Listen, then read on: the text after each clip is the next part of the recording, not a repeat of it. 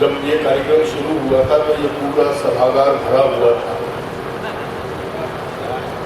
और अब इतने बचे। लेकिन मेरा दावा है कि उस पूरे भरे सभागार में अगर मुझे सुनने और समझने वाले लोग छांटे जाते तो वो भी इतने ही। क्या बात है भाई साहब,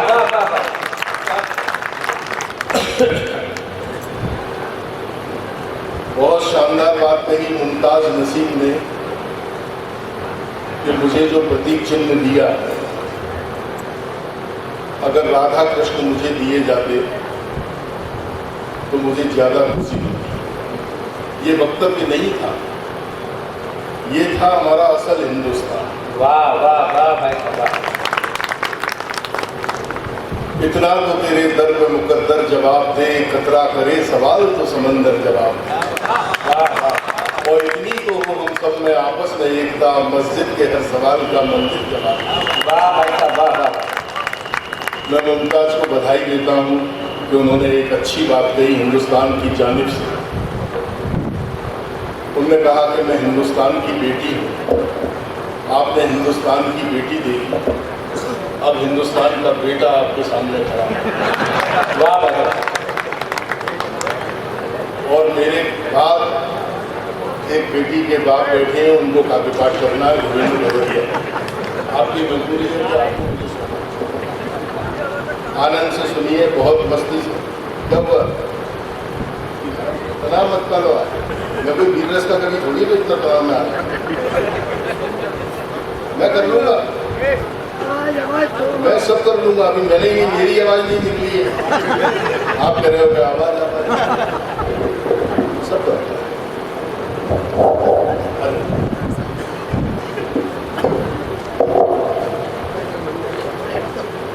सरकारों का गुणगान करना कवियों का काम नहीं है। पढ़ा लिखा हूं मैं। सरकारों की तारीफ करना कवियों का काम नहीं है, लेकिन जो तारीफ करने के काम है उसका करना भी चाहिए। इस सरकार का एक अच्छा काम है कि पूरे विश्व में ये इस देश में वैक्सीनेशन जो किया है, उसी की बदौलत हम यहाँ बैठ करके ये सम्मेलन सुनने की स्थितियों में आए हैं। इतने बड़े देश को वैक्सीनेट करने की जो जिम्मेदारी इस सरकार ने निभाई है, उसके लिए सरकार सैल्यूट करने के योग्य है।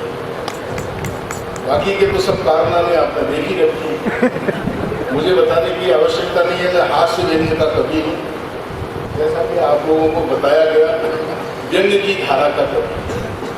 हास्य आपने तरह तरह से सुना। व्यंग्य क्या है मैं आपको समझाता हूँ। व्यंग्य क्या है? हमारे बड़े व्यंग्यकार, आराम से, हमारे बड़े व्यंग्यकार स्वर्गीय शरद जोशी जी ने कभी कहा था कि हमारी सरकार विकास के लिए ठोस ही कदम उठाती है, मगर कदम इतने ठोस होते हैं कि उठते ही नहीं। क्या बात है भाई साहब। ये है, मैंने नहीं कहा, ये शरद जी ने कहा। मैंने तो आपको समझाया, आपकी समझ में अब आया कि नहीं आया मुझे नहीं पता, लेकिन आप चिंता मत करो, मैं आपको समझा के ही मानूंगा कि बिल्कुल होता है। आप लोग समझ जाओगे तब मैं आपको आगे की यात्रा कर सकता। सबकी समझ में आ गया बिल क्या होता है? नहीं समझ में आया तो मैं अब आपको समझाता हूँ, अब मेरे लायक बन जाओ आप। मैंने जब हिंदू का चेहरा लगाया तो मुझे मुसलमानों ने पीटा। मैंने जब हिंदू का चेहरा लगाया तो मुझे मुसलमानों ने पीटा। फिर मैंने मुसलमान का चेहरा लगाया तो मुझे हिंदुओं ने पीटा। बाद में मैंने सिख का चेहरा लगाया तो हिंदू मुसलमान दोनों ने मिलकर पीटा। आखिरी में मैंने खूबसूरत लुगाई का चेहरा लगाया तो तीनों ने एक दूसरे को पीटा। क्या बात है भाई साहब,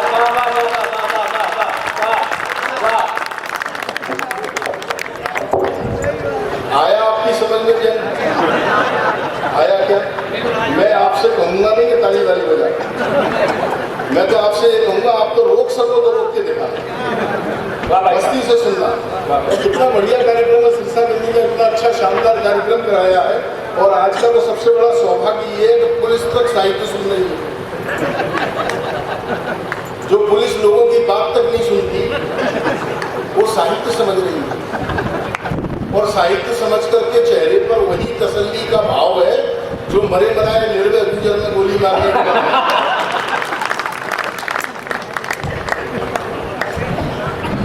आराम से बैठ, ये आई आ गया सबकी समझ में। अच्छा नहीं आया तो मैं आपको फिर समझा। हाँ भाई साहब। मैंने क्या आप समझो।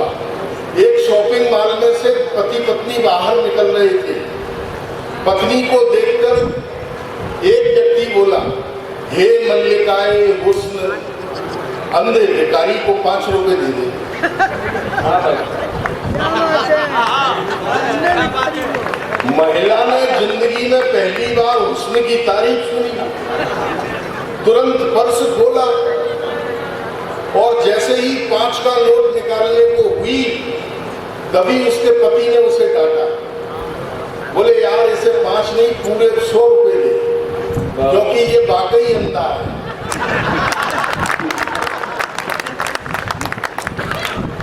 समझ गए? इनको कम कर,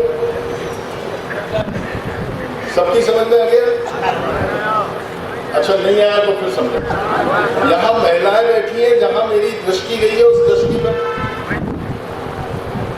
इसको कम कर दे, उसको बंद कर दो और बेस बढ़ा दे जरा। जहां मेरी दृष्टि गई है बस उस दृष्टि पर आपकी मोहब्बत चाहता है। स्वागत है। 2 विधवाएं आपस में बातचीत कर रही थी। 2 विधवाएं आपस में बातचीत कर रही थी। एक विधवा ने दूसरी विधवा से कहा, मुझे तो इन सुहागिनों को देखकर तरस आता है। इन सुहागिनों से अच्छी तो हम विधवाएं हैं। कम से कम हमें पता तो है कि हमारे पति कहाँ हैं। क्या बात है भाई साहब, क्या बात है।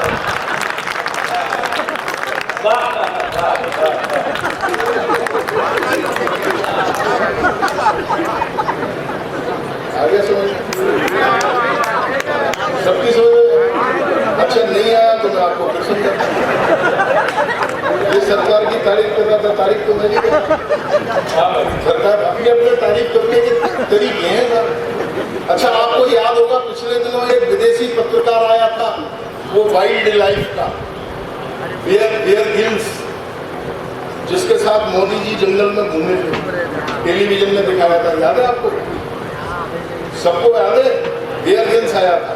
तो जब बियर ग्रिल्स के साथ मोदी जी जंगल में घूम रहे थे तो अचानक एक खूंखार शेर सामने आ गया।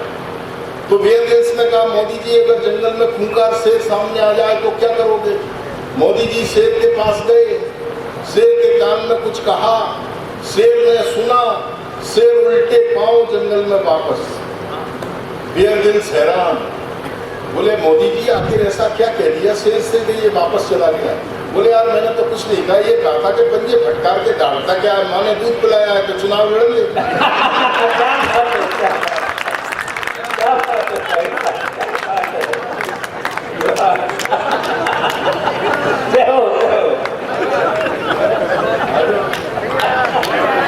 आपकी समझ में आ गया? नहीं आया ना? मैं आपको फिर समझाऊंगा। मैं आपको तब तक जंग समझाऊंगा जब तक आप जंग समझ नहीं आएंगे। फिर मैं कविता पाठ करूंगा। पहली बार आया हूँ। 32 साल हो गए मुझे कवि सम्मेलनों के मंच पर, हिंदुस्तान के सब मंचों पर और देश दुनिया में घूमने के बाद पहली बार मैं सिरसागंज आया हूँ। और आप अगर इसी मोहब्बत से बुलाते रहे तो मेरा तो आखिरी समझो 32 साल में याद करोगे तो बस तो मैं क्या आऊंगा, मेरी खबर ही आएगी। आनंद से सबको गहन समझ में आया? नहीं आया तो फिर मैं आपको समझाने में बैठा हूँ। सरकार, लोग आरोप लगाते हैं सरकार ये नहीं कर रही, सरकार वो नहीं कर रही। सरकार क्या करे? अभी हमारी सरकार ने पिछले दिनों 3000 करोड़ रुपए खर्च करके, मंच सुनना, 3000 करोड़ रुपए खर्च करके सरदार वल्लभ भाई पटेल की 142 फीट ऊंची मूर्ति बनवाई और दुनिया के सारे स्टैचू एक झटके में छोटे कर दिए। अब सरदार वल्लभ भाई पटेल स्मारक स्थल से ही देख के बता देंगे कि अच्छा 6 दिन कितने किलोमीटर रह गए? क्या बात है भाई साहब?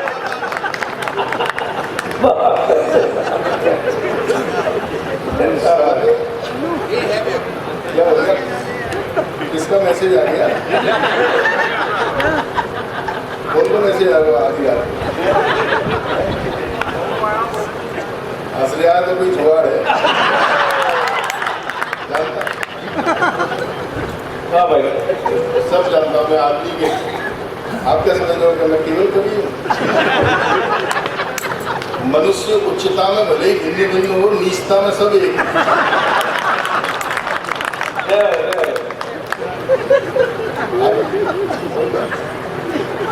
उससे पहले 3 डिलीट में करके आया।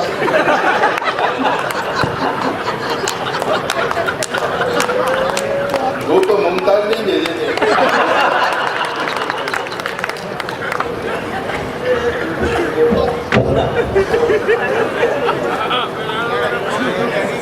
असली भाई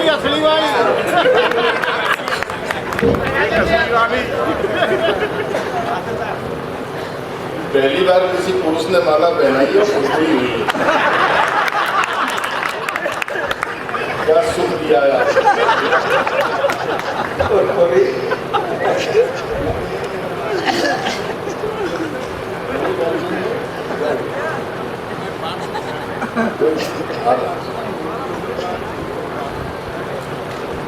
मणिकांचन जी कवित्रियों की सेवा में लगे हुए हैं। साल भर इंतजार करते हैं इन मौकों का।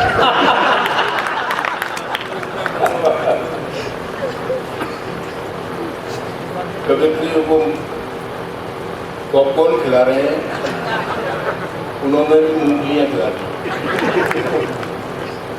आनंद करना, व्यंग समझना, जहां तक आपकी यात्रा रही है बस उस यात्रा का एक एक जुमले का मजा लेना। दोस्तों, मैं उत्सव हूं, तनाव से दूर रहिए। बात वही कहूंगा जो ये लोग कह रहे हैं, बस कहने का सलीका मजे से, मजे में रहिए। आप सियासत पर कमेंट करना चाहिए।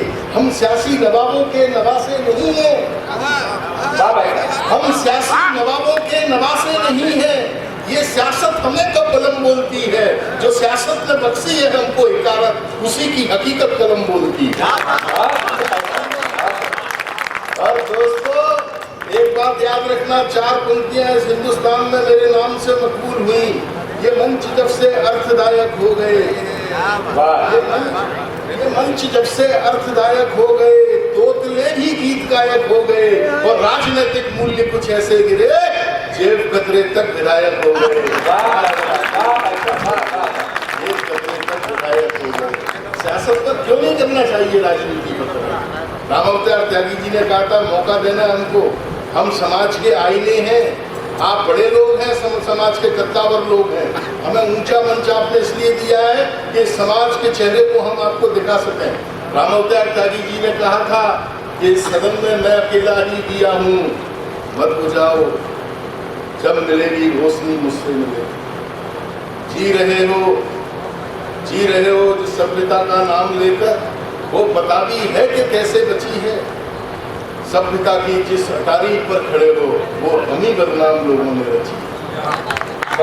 कवि को कहने का हक देना, एक एक जुमले का आनंद लेना। जहां मेरी दृष्टि गई है, मैंने क्या हुआ?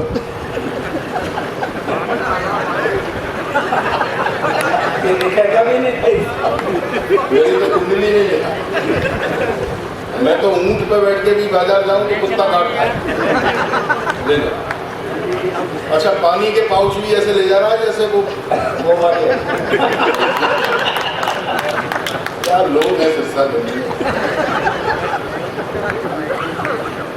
मैंने माननीय प्रधानमंत्री जी से कहा, सुनना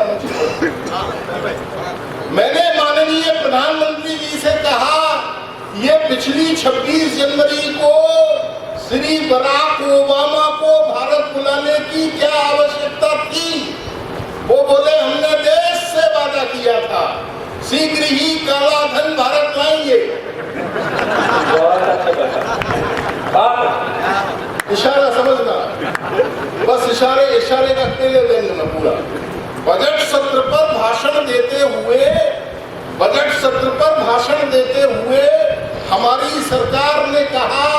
हम लोगों के मनोरंजन के लिए शीघ्र ही नए चिड़ियाघर खोलेंगे। मैंने कहा ये फिजूल खर्ची क्यों, जबकि आप लोग हो। वाह भाई साहब, वाह वाह वाह वाह वाह वाह। गालियां कम है आपकी।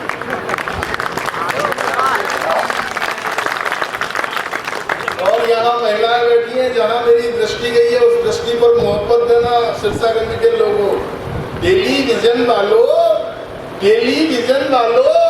अगर सीरियल सालों साल घसीटना था तो इसका नाम दिया और बाती की बजाय अखंड ज्योति रखते थे।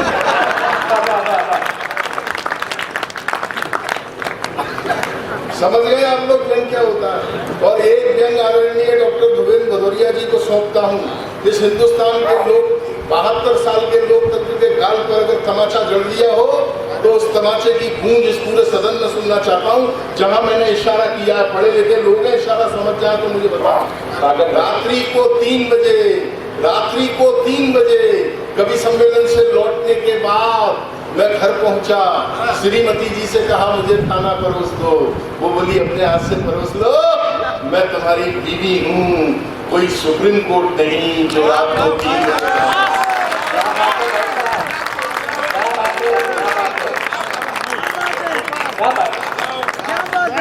मैं तुम्हारी बीवी हूँ, कोई सुप्रीम कोर्ट नहीं जो रात को 3 बजे जाग जाऊँ। और दोस्तों यहाँ मीडिया के लोग बैठे हुए हैं, इस देश में क्या हुआ, इस देश का क्या हाल कर दिया है, इशारा समझना पढ़े लिखे लोगों। बहुत समय के बाद आया हूँ और बहुत समय के बाद मेरा नंबर आया। सोचता हूँ कुछ को परोस जाऊँ आपके बीच में कि आप मुझे याद रख सको और मैं आपको याद रख सकूँ। देश में कहीं भी आग लग जाए, देश में कहीं भी आग लग जाए, आप तुरंत फोन करके फायर ब्रिगेड को समाचार चैनलों के दफ्तरों तक पहुंचाएं, क्योंकि लगी हुई आग पर काबू पाया जा सकता है, फैलाई हुई पर नहीं। क्या बात है भाई साहब, क्या बात है, क्या बात है भाई साहब, क्या बात है, वाह। लगी हुई आग पर काबू पाया जा सकता है, फैलाई हुई पर नहीं। ये देश चारों तरफ इसमें गंद फैला हुआ है, दृष्टि हमें खुली रखनी चाहिए। इससे ज्यादा इस देश में व्यंग क्या होगा। हमने 10 साल एक ऐसे प्रधानमंत्री को भुगता जो कुछ बोले नहीं, और अब ऐसे आ गए जो दूसरों को नहीं बोलने दे रहे। हमारे पूर्व प्रधानमंत्री जी के बारे में लोगों ने तरह तरह की बातें की, मैंने नहीं की। मैं उनकी बहुत इज्जत करता हूँ और इज्जत इसलिए करता हूँ कि हमारे पूर्व प्रधानमंत्री माननीय मनमोहन सिंह जी देश के एकमात्र ऐसे कामयाब प्रधानमंत्री थे जिन्होंने 10 साल बिना कामयाबी के निकाल दिए।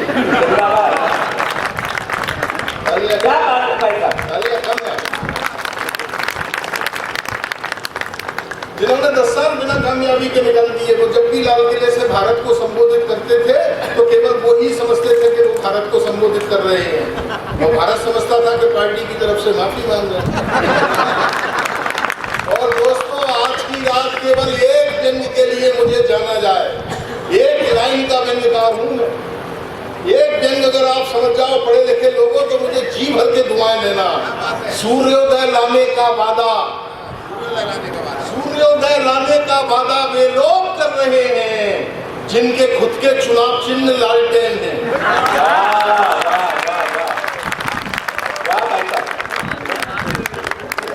आप लोग दिन क्या होता है और नहीं समझे, आखिरी बार समझाता हूँ, मेरा दावा सब समझ जाओगे। इस देश की पीड़ा को अगर व्यक्त कर दिया हो, दोनों हाथ ऊपर उठा करके जरा तालियां बजाकर मुझे आदेश देना कि मैं कविता पाठ करूं। बेवकूफ है वे लोग, बेवकूफ है वे लोग जो अपने प्रधानमंत्रियों के पुतले बनाते हैं और फिर उन्हें फूंकते हैं। हमें देखो, हमने पुतलों को प्रधानमंत्री बना के देश फूंक दिया।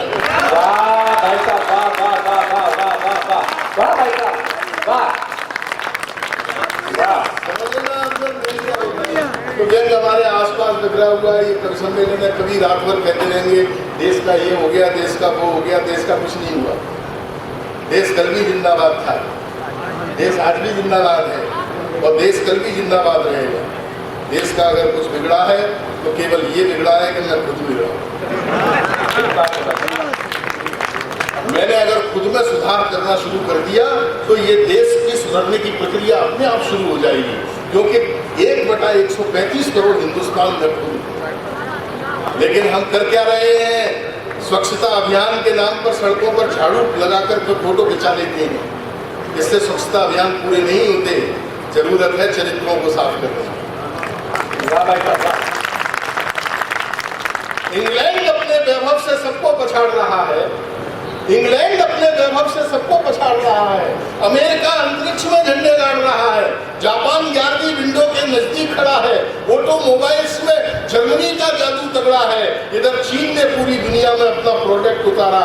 एक हम भारतीय हैं जो मुंह में गुटखा दबाकर अभी तक यही पूछ रहे हैं कि कटप्पा ने बाहुबली को क्यों मारा। ये हमारा राष्ट्रीय चरित्र है, वो देश निर्माण करने जा रहा है।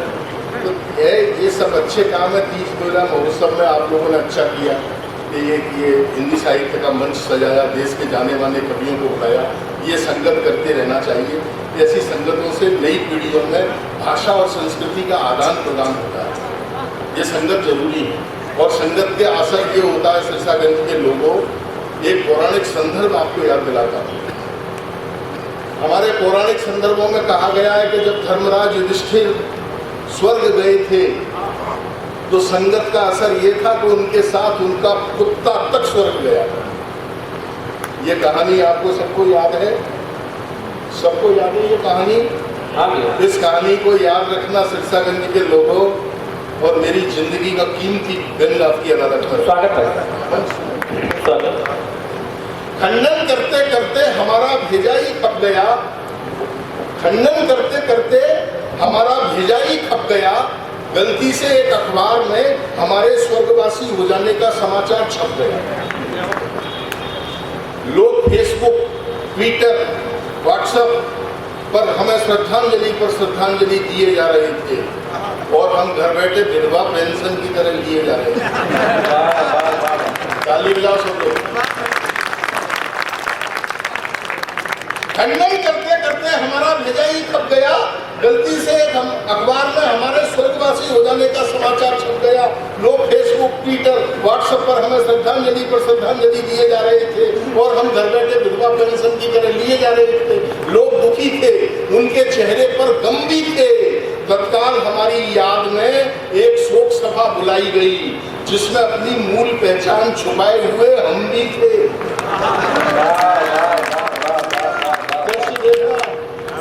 तत्काल हमारी याद में एक शोक सभा बुलाई गई, जिसमें अपनी मूल पहचान छुपाए हुए हम भी थे। अपने बेच चुके रुख को संभालते हुए और हमारे तैलचित्र पर एक मुरझाए हुए फूलों की माला डालते हुए एक क्षेत्रीय नेताजी बोले, शर्मा जी महान थे, इलाके की पहचान थे। साहित्य तो उन्होंने इतना रचा है कि इन बाकी बचे हुए कवियों के लिए कुछ नहीं बचा है। साहित्य तो उन्होंने इतना रचा है कि इन बाकी बचे हुए कवियों के लिए कुछ नहीं बचा है। उनके सृजन हमें रह रह के रुलाएंगे। वो इतनी पुण्य आत्मा थे कि देखना सीधे स्वर्ग जाएंगे। कभी स्वर्ग की दिशा में पुकारते हुए और हमारे तैलचित्र को निहारते हुए नेताजी बोले, शर्मा जी हमें हमारी मोहब्बत का सिला दे जाते, अकेले क्यों गए, हमें भी साथ ले जाते। तभी मेरे मुंह से निकल गया, नेताजी हम ये वादा नहीं निभा पाएंगे। हम कोई युधिष्ठिर थोड़ी है जो आप साथ जाएंगे।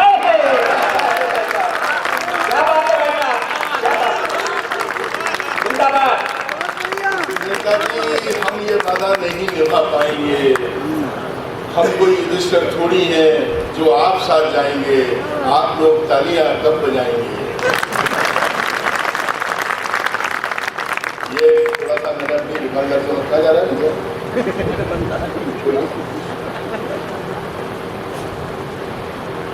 में बहुत फोन आती है।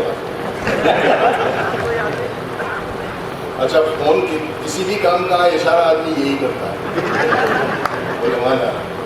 कोई बात नहीं, गए आदमी की अपनी एक रासायनिक मजबूरी है। जाएंगे कहीं अच्छी सी जगह देखेंगे, वहाँ पर बैठेंगे, और बैठने के बाद जब उठेंगे तो उनके चेहरे पर एक तसल्ली का भाव होगा। एक कविता सुनाता हूँ, फिर जैसा आपका क्या होगा।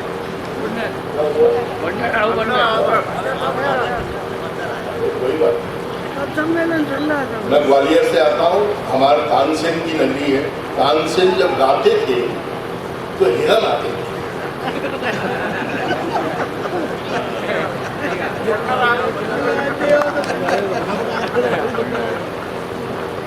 भगवा कुर्ता तू पहने है तो बंदर ही आएंगे।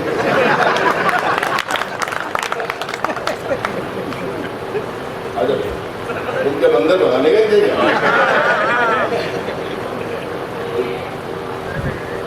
एक कविता सुन लो दोस्तों, रुबिन बदौरिया जी से मेरी पहली मुलाकात है। एक कविता उन्हें सौंपता। मुझे नहीं पता कि मैं कविता जानता। 25 साल हो गए मुझे इस देश की सेवा करते। मुझे नहीं पता कि मैं कविता का ABC नहीं जानता हूँ, लेकिन इतना जरूर जानता हूँ कि पढ़े लिखे संभ्रांत लोग अगर अपने परिजनों के साथ में सामने बैठे हों और कार्यक्रम की अध्यक्ष पीठ पर अगर डॉक्टर ध्रुविंद भदौरिया जैसे लोग बैठे हों तो बात रखने का सलीका क्या होना चाहिए? इस सलीके का नाम है तेज नारायण शाह।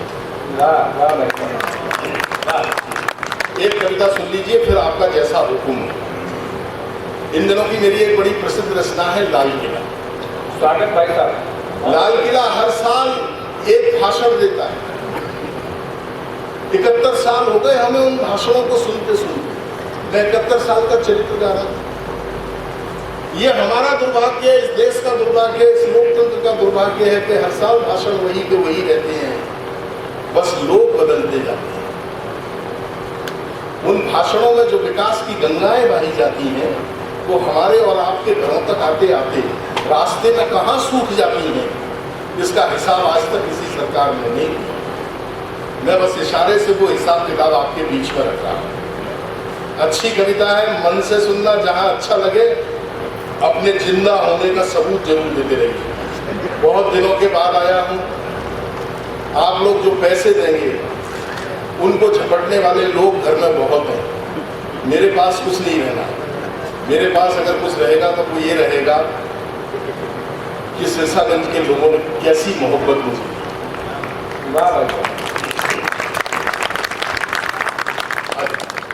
बस मन से सुनना, इशारे से समझना, ऐसा सुनना।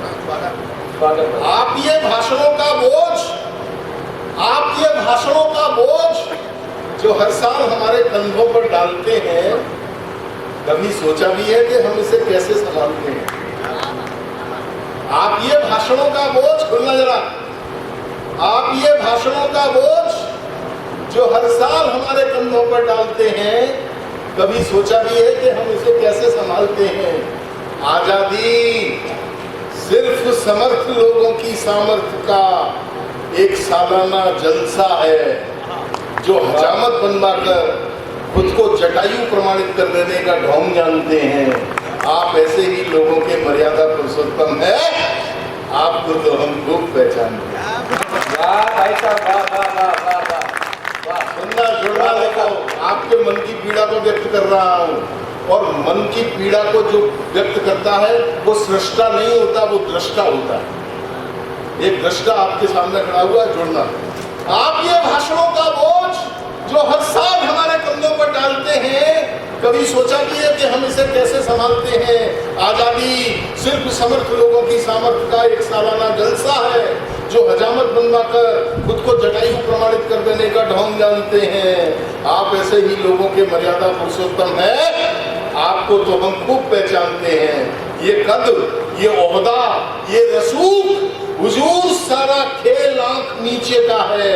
आपके चेहरे की तसल्ली कुछ भी कह रही हो, लेकिन आप खुद जानते हैं कि आपकी अचकन पर लगा हुआ ये सुर्ख गुलाब है, ये हमारे बगीचे का है। आपके चेहरे की तसल्ली कुछ भी कह रही हो, लेकिन आप खुद जानते हैं कि आपकी अचकन पर लगा हुआ ये सुर्ख गुलाब है, ये हमारे बगीचे का है। कमाल है, कमाल है, हमारा बगीचा आज भी जिंदा है अपने ही पसीने पर, और ये महकते हुए गुलाब आपके सीने पर। कमाल है, कमाल है, कमाल है, हमारा बगीचा आज भी जिंदा है अपने ही पसीने पर, और ये महकते हुए गुलाब आपके सीने पर। हुजूर आप राजमुकुट हो, हुजूर आप राजमुकुट हो, राजमणियों से जुड़े हो, और याद रखो किसी चुनावी सभा में नहीं बल्कि लाल किले पर खड़े हो, जिसकी अपनी एक आन है, बान है, शान है। अरे आपके लिए भले ही ईंट पत्थरों का बना हो, हमारे लिए तो ये आज भी हिंदुस्तान हमारे लिए तो ये आज भी हिंदुस्तान है। इस पर खड़े होकर आप अपनी राजनीतिक महत्वाकांक्षाओं को घसीट रहे हैं। हम 71 सालों से अपना माथा पीट रहे हैं। याद करो पिछले साल भाषणों की पीठ पर लाद कर आपने जो नहर हमारे गांव भेजी थी वो अभी तक नहीं आई है। याद करो पिछले साल भाषणों की पीठ पर लाद कर आपने जो नहर हमारे गांव भेजी थी वो अभी तक नहीं आई है। सुना है इस बार आपने नदी भिजवाई है। सुना है इस बार आपने नदी भिजवाई है। आपके ये नेक इरादे अखबार की सुर्खियों में छा चुके हैं। आपके द्वारा भेजी गई नदी खुद कह रही है कि आप किस चालाकी से हमारी नहर खा चुके हैं। आपके द्वारा भेजी गई नदी खुद कह रही है कि आप किस चालाकी से हमारी नहर खा चुके हैं। हम पर नदी और नहर दोनों का कर्जा चढ़ा है, और हमारा गांव अपनी प्यास हथेली पर लेकर जहां खड़ा था वहीं।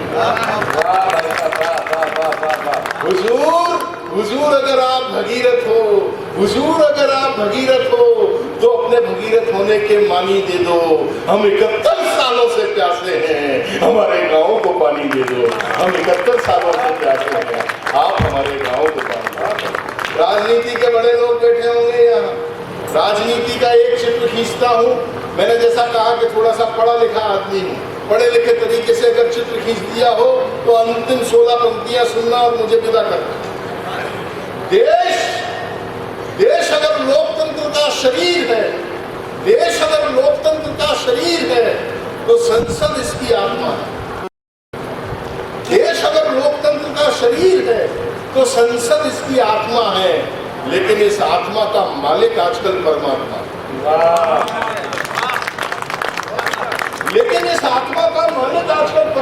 है। सभासद ऐसे ऐसे करतब दिखा रहे हैं, चिड़ियाघर और सर्कस वाले भी सीखने आ रहे हैं। आजाद भारत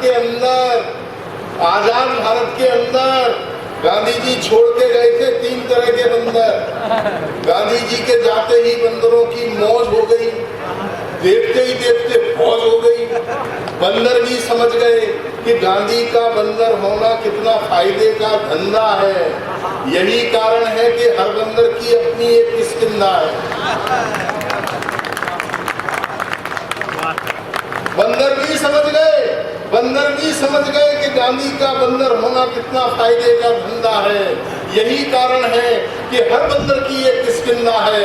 दांत किटकिटा रहे हैं, जमीन खोद रहे हैं, कटी हुई पूंछ हाथ में लेकर चीख रहे हैं, इसे घोषित कर दो। हम हरकतों से भले ही लंगूर हैं, पर आप हमें हनुमान घोषित कर दो। और अंत में 4 पंक्तियां आपकी तरफ से, फिर एक छोटी सी कविता सुनाऊंगा अपना स्थान कि जो किए गए थे उन वादों का क्या हुआ। जो किए गए थे उन वादों का क्या हुआ, हुकूमत के नेक इरादों का क्या हुआ।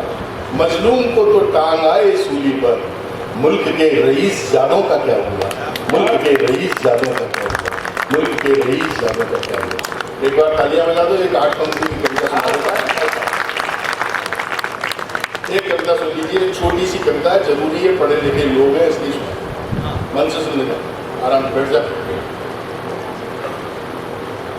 आज राजनीतिक मूल्य कुछ ऐसे गिर गए हैं कि हम लोगों को उस पर कहीं ना कुछ घृणा का भाव बन गया। हम आने वाली पीढ़ियों को ये चरित्र नहीं दिखा सकते। बस यहाँ से सुनना इस कविता को इशारे से। चौंकिएगा नहीं इस सीन पर, ऐसा सुनो। चौंकिएगा नहीं इस सीन पर, चौंकिएगा नहीं इस सीन पर। मैं खड़ा हुआ था प्लेटफॉर्म नंबर 3 पर। इधर मुंह तंबाकू के पान से सना, उधर प्लेटफॉर्म पर थूकना मना। गजब का विरोधाभास था। मैं जल्दी से कहीं थूक दूं, मेरा यही प्रयास था। पीक प्रसव के लिए जैसे ही मेरा मन अंदर से ऊँका, मैं नवाबों की तरह एक कोने में गया और जाकर चुपचाप थूका, जेब से रुमाल टटोला। तभी एक थूकदान मुझसे बोला, मिस्टर प्लेटफॉर्म के चरित्र पर थूकना मना है। ये थूकदान आखिर किस लिए बना? मैंने कहा, मित्र, प्लेटफॉर्म का कैसा चरित्र? तुम थूकदान हो, थूकदान की तरह औकात में रहो और आदमी के मुंह लगे हो, इस अपराध में सॉरी कहो। वाह वाह वाह। और आदमी के मुंह लगे हो, इस अपराध में सॉरी कहो। बदलते हुए अपना चोला थूकदान मुझसे बोला, भाई साहब, जिस तरह ये आदमी अपने आप को समझता बड़ा पवित्र है, उसी तरह इस प्लेटफॉर्म का भी अपना एक नैतिक चरित्र है। ये सृष्टि का स्वरूप है, सारे ब्रह्मांड की छाया और धूप है। हम थूकदान इसे प्लेटफॉर्म नहीं बल्कि आगम और निर्गम का एक बहुत बड़ा उपक्रम मानते हैं। और बाबूजी, जहाँ तक इसके चरित्र का प्रश्न है, हम थूकदान केवल इतना ही जानते हैं कि जब जब कुंठाग्रस्त और कर्तव्यहीन व्यक्ति का मन अंदर से ऊँका है, उसने आत्म मंथन की बजाय किसी न किसी चरित्र पर थूका है। उसने आत्म मंथन की बजाय किसी न किसी चरित्र पर थूका है। उसने आत्म मंथन की बजाय किसी न किसी चरित्र पर थूका है। बाबूजी, मैं तो निर्जीव पत्थर से बना हुआ बेजान हूँ। आपकी कसम कुल मिलाकर थूकदान। बाबूजी, मेरे अंदर श्रद्धा है, समता है, अच्छे अच्छे टुकड़ों को सहने की क्षमता है। बाबूजी, मेरे अंदर भले ही मानवीय सभ्यता और संस्कृति की आंधी नहीं है, लेकिन इतना जरूर कहूँगा मेरे यार, ये प्लेटफॉर्म है, कोई महात्मा गांधी नहीं है। लेकिन इतना जरूर कहूँगा मेरे यार, ये प्लेटफॉर्म है, कोई महात्मा गांधी नहीं है, जिसे आजकल खूब छला जाता है। हर ऐरा गैरा नथू फेरा थूक कर चला जाता है। दोस्तों, एक थूकदान के प्लेटफॉर्म के प्रति ये विचार थे, इसके पीछे कितने बड़े राष्ट्रीय संस्कार थे। ये हिंदुस्तान के बुद्धिजीवियों, विधि वेत्ताओं, परस्पर स्वार्थ के लिए लड़ते हुए नेताओं, आपसी स्वार्थ में एक दूसरे को फूंको, चाहे एक दूसरे पर मुंको, लेकिन थूकदान का कहना यही है, किसी के चरित्र पर नहीं, हमेशा थूकदान में थूको, हमेशा थूकदान में थूको, हमेशा थूकदान में थूको, हमेशा थूकदान में। सब्सक्राइब कीजिए न्यूज इन इंडिया को और बेल आइकन को दबाइए न्यूज से जुड़े लेटेस्ट वीडियोज सबसे पहले देखने के लिए।